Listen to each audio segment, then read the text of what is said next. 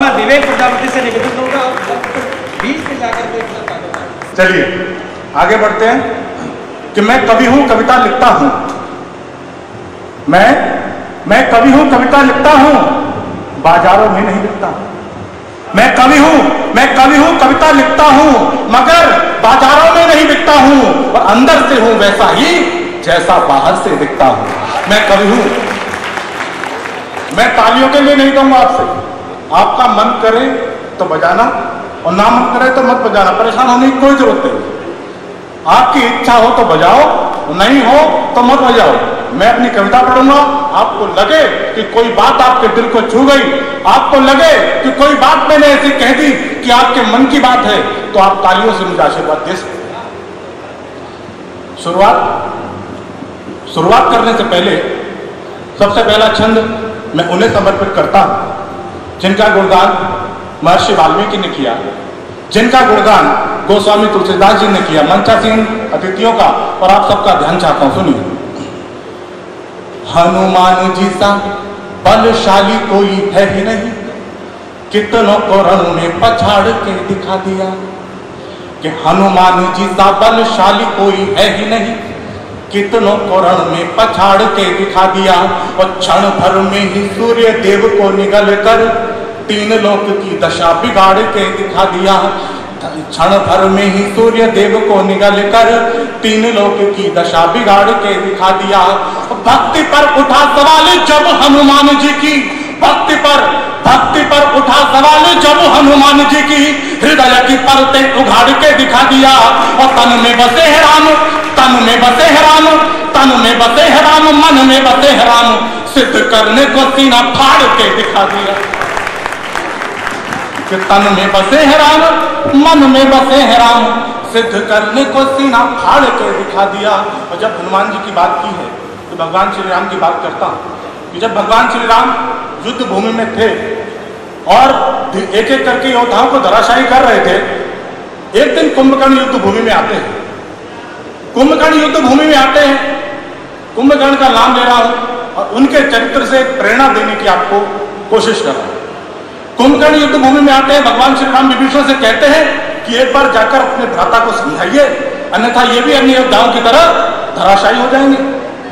तब कुंभकर्ण जाते हैं और समझाने का प्रयास करते हैं, उनसे कहते हैं भाई आप गलत मार्ग पर हैं, आप अधर्म के मार्ग पर हैं। तब कुंभकर्ण का क्या जवाब होता है, सुनिए। कि धर्म क्या है क्या अधर्म जानता हूं मैं विभ्रात, किंतु भ्रात प्रेम का भी मर्म जानता हूं मैं। कि धर्म क्या है क्या अधर्म जानता हूं मैं विभ्रात, किंतु भ्रात प्रेम का भी मर्म जानता हूं मैं। और जानता हूं पक्ष ले रहा हूं मैं अधर्म का ही, आनी चाहिए कि मुझे शर्म जानता हूं मैं। दुविधा हो जब राह सूझती नहीं हो तब, दुविधा हो जब राह सूझती नहीं हो तब, अंतरात्मा कहे वो मर्म जानता हूं मैं। अंतरात्मा कहे जो धर्म जानता हूं मैं, अंतरात्मा कहे वो धर्म जानता हूं मैं। और संकटों में घिरी मातृभूमि है तो लड़ लड़ बलिदान देना निज धर्म जानता हूं मैं। संकटों घिरी मातृभूमि है तो लड़ लड़ बलिदान देना निज धर्म जानता हूं मैं। और भिन्न भिन्न संप्रदाय, भिन्न भिन्न सभ्यताएं, भिन्न भिन्न मान्यताओं से बना ये देश है। एक तरफ से आवाज आती है साहब कि मैं भारत माता की जय नहीं बोलूंगा, कहीं से ये आवाज आती है कि मैं ये नहीं बोलूंगा, कहीं से वो आवाज आती है कि मैं वो नहीं बोलूंगा। किसी ने मुझसे कहा कि भारत माता की जय क्यों कहनी चाहिए साहब, क्यों कहनी चाहिए? पाकिस्तान वाले तो नहीं कहते पाकिस्तान माता की जय। तब मैंने चार पंक्तियां कही, सुनिए। कि तर्क कुतर्क भुलाकर कुछ तूफानी होना पड़ता है, तर्क कुतर्क भुलाकर कुछ तूफानी होना पड़ता है, और देशभक्त की पावन अमिट निशानी होना पड़ता है। और अपनी पूरी ताकत से भारत मां की जय कहने को पाकिस्तान भूलकर हिंदुस्तानी होना पड़ता है। कि भिन्न भिन्न संप्रदाय, भिन्न भिन्न मान्यताएं, भिन्न भिन्न सभ्यताओं से बना ये देश है। और भिन्न भिन्न जलवायु, भिन्न भिन्न बोलियां व भिन्न भिन्न बोलियों का कुनबा ये देश है। भिन्न भिन्न बोलियों का कुनबा ये देश है।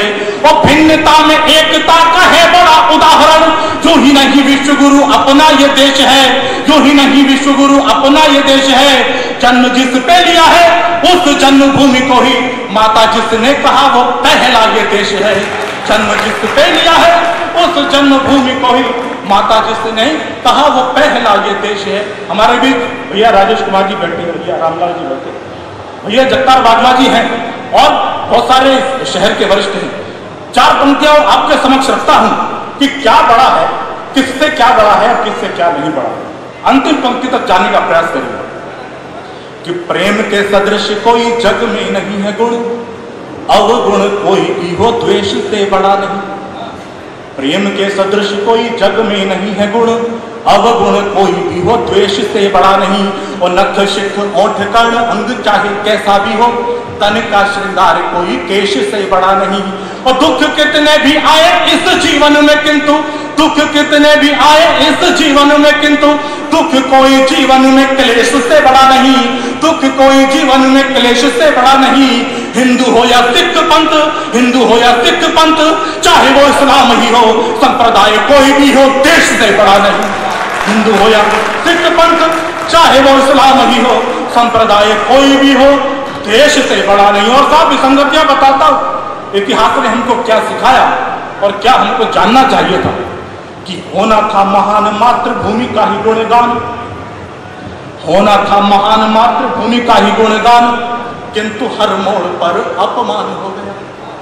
होना था महान मातृभूमि का ही गुणगान, किंतु हर मोड़ पर अपमान हो गया। और देश की स्वतंत्रता में लाखों ने गंवाई जान, किंतु सबसे महान खानदान हो गया। देश की स्वतंत्रता में लाखों ने गंवाई जान, किंतु सबसे महान खानदान हो गया। वो कातिलों लुटेरों को महान बतलाया जब, कातिलों लुटेरों को महान बतलाया जब, इतिहास देश का लहूलुहान हो गया। इतिहास देश का लहूलुहान हो गया। होना चाहिए था महाराणा को महान, किंतु अकबर न जाने कैसे महान हो गया।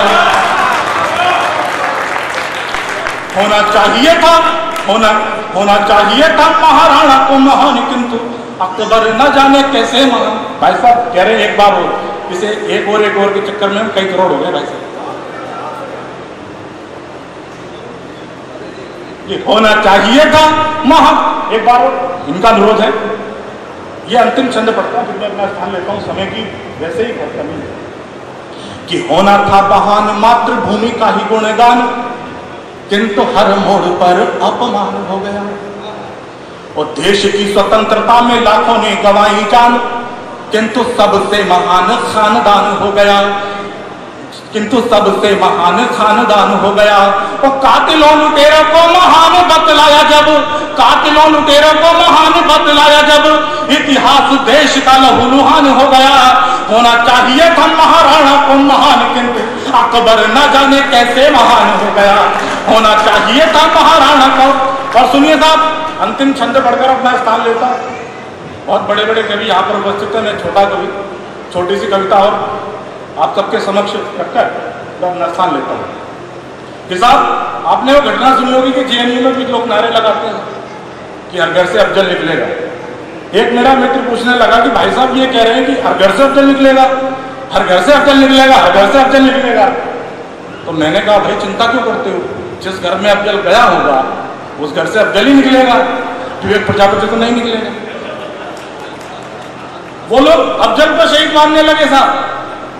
तब कहता हूं कि जिस बात का है कोई साक्ष्य न प्रमाण कहीं, कैसे उसे आपके लिए दीद मानने लगे। कि जिस बात का है कोई साक्ष्य न प्रमाण कहीं, कैसे उसे आपके ये दीद मानने लगे। और देशद्रोही गतिविधियों में लिप्त रहते जो, खुद को क्यों उनका मुरीद मानने लगे, खुद को क्यों उनका मुरीद मानने लगे।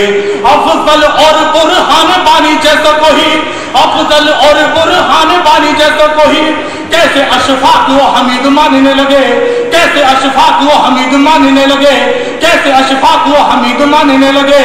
और देश पे जो मरता है होता है शहीद वही, देश पे तो मरता है होता है शहीद वही। आप तो जिहादी को शहीद मानने लगे, देश पे जो मरता है होता है शहीद वही। आप तो जिहादी को शहीद मानने